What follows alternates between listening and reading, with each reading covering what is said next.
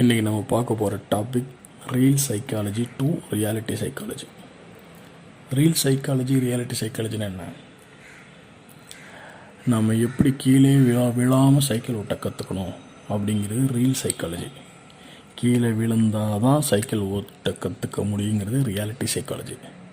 Simple. சைக்கிளுங்கிறது நம்மளோட trade, நம்ம எடுக்கிற ட்ரேடோட கேபிட்டல்.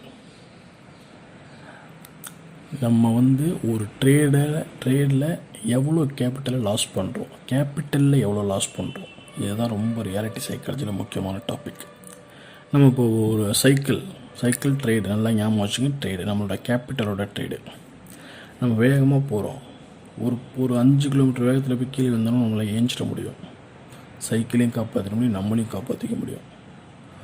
ஒரு 15 கிலோமீட்டர் வேகத்தில் போய் கீழே விழுந்தோம்னா நமக்கும் அடிப்படும், சைக்கிளுக்கும் நல்லா அடிப்படும்.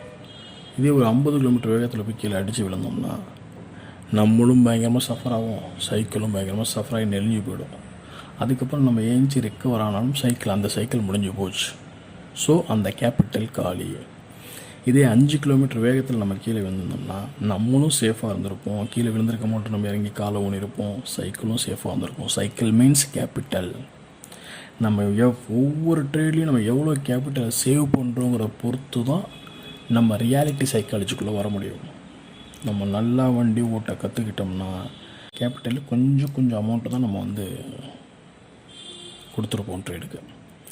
ஓட்ட கற்றுக்கிட்டதுக்கப்புறம் நல்லா வேகமாக ஓட்டி அந்த கேபிட்டலை டபுளாகவோ ட்ரிபிளாகவோ நம்ம ஆக்கிடலாம். அது நம்ம கீழே தான் இருக்குது. ஸோ நீங்கள் எப்போவுமே ரீல் சைக்காலஜிக்கும் ரியாலிட்டி சைக்காலஜிக்கும் ஒரு டிஃபரை கண்டிப்பாக தெரிஞ்சுக்கிட்டு தான் ட்ரேட் பண்ணணும். நான் லாஸே ஆகாமல் ட்ரேடு பண்ணணுன்னு யார் நினைக்கிறாங்களோ அவன் கேபிட்டலை டோட்டலாக விட போகிறான்னு அர்த்தம்.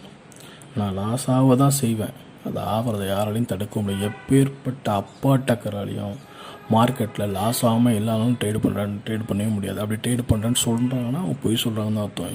இதுதான் ஃபேக்ட்டு.